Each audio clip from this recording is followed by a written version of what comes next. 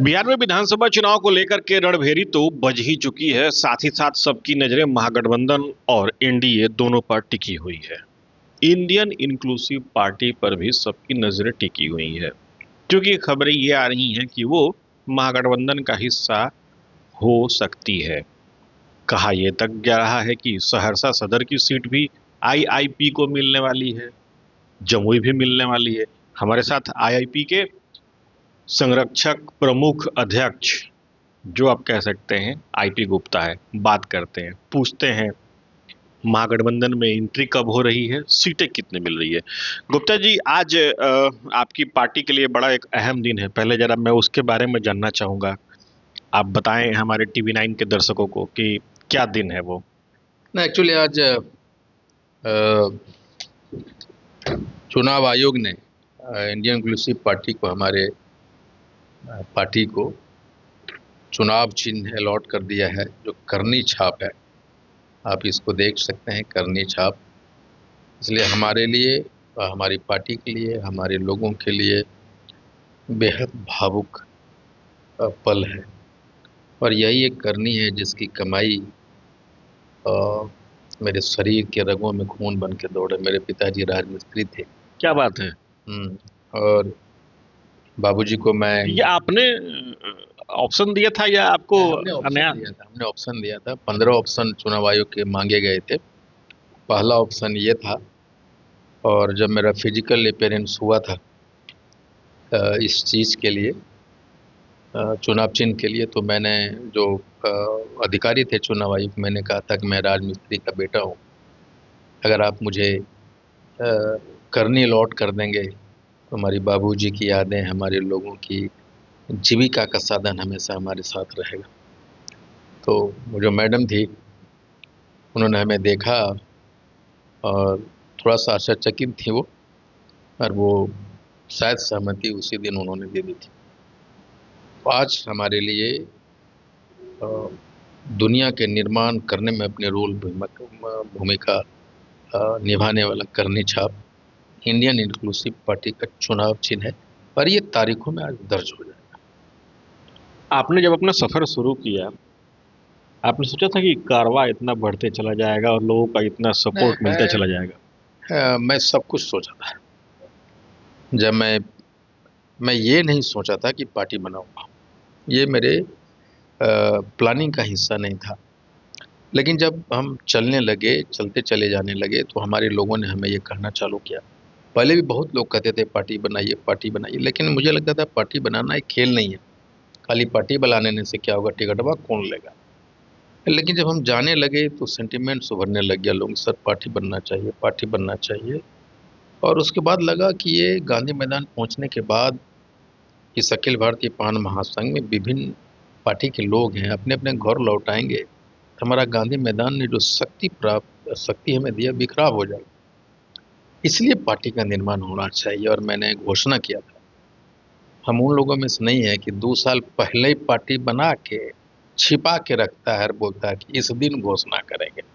नहीं, हमने घोषणा किया तो हमारे साथ चलने वाले भी लोगों को भरोसा नहीं था कि पार्टी रजिस्टर्ड हो जाएगी। लेकिन उन लोगों को ये भी भरोसा नहीं था कि हमें चुनाव चिन्ह मिल जाए। किसी को भरोसा नहीं था, लेकिन मुझे भरोसा था। भरोसा था हमारे पान समाज के 80 लाख उन दुआओं पे। मुझे भरोसा था हमारे लोगों के उन विश्वास पे, उम्मीदों को, जुनून पे,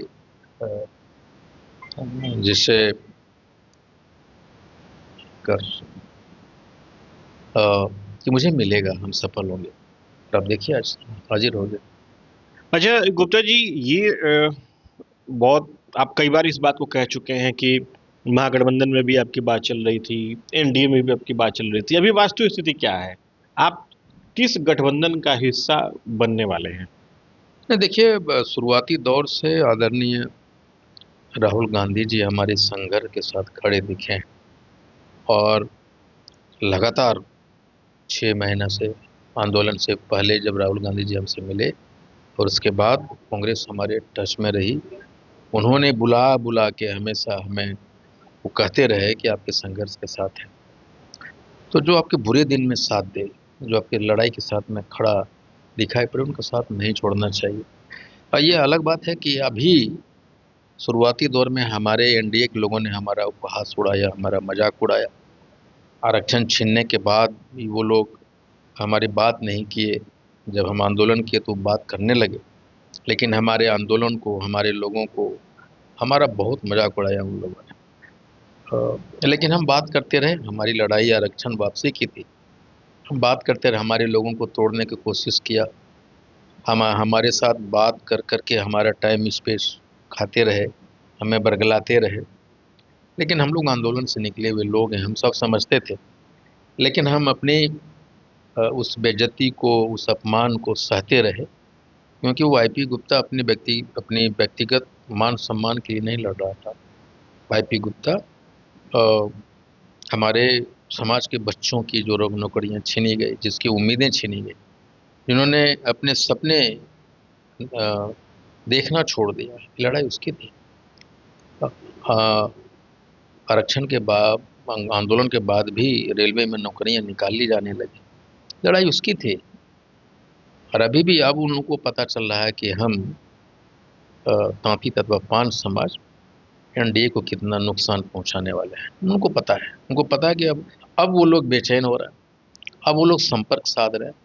पहले साधे थे हमें बरगलाने के लिए, हमें साथ बात भी कर रहे हैं, उधर हमारे लोगों को तोड़ भी रहे हैं, बहुत सारी चीज़ें होती रही। लेकिन अब जब हम यहाँ पहुँचे हैं तो आदरणीय राहुल गांधी जी और उनके सेनापति लवरू साहब हमेशा खड़ा रहे। और मुझे विश्वास और मुझे भरोसा भी था, एक पार्टी है जो खड़ा है, तो भरोसा था, एक ताकत था, हम टूटे कभी नहीं। एक आदमी है जो खड़ा है, जो हमारे लिए खड़ा है, उसको कुछ नहीं चाहिए, लेकिन वो खड़ा है हमारे संघर्ष के बीच। लगातार अपने से कॉल करके मिलते रहे, बात करते रहे। आज वो वक्त आया है। कांग्रेस पार्टी खड़ी रही, महागठबंधन के अन्य घटक दल का रुख क्या था? तौर पे राजद ने भी अपने लोगों से भेजा, हमसे बात हुई। थोड़ी सी उन्हें लगा कि हम एमएलए बनने, मंत्री बनने, इसके लिए हम महागठबंधन के या उनसे टिकटें मांग रहे हैं। लेकिन जब उनके लोग मिलते रहे, बात होती रही, तो उनको लग गया कि ये लड़ाई टिकट लेने की नहीं है, ये लड़ाई आरक्षण वापसी की है, ये लड़ाई बदलाव की है, ये लड़ाई है हम महागठबंधन में जाएंगे तो तेजस्वी जी सीएम कैसे बने, लड़ाई वो है। हमें कौन से टिकट चाहिए जिससे हम अपने वोटों को कन्वर्ट करा सकें, श्योर कर सकें कि 100% वोटिंग परसेंटेज हमारे लोगों को उनके पक्ष में हो, ये कैसे होगा। लड़ाई वो थी।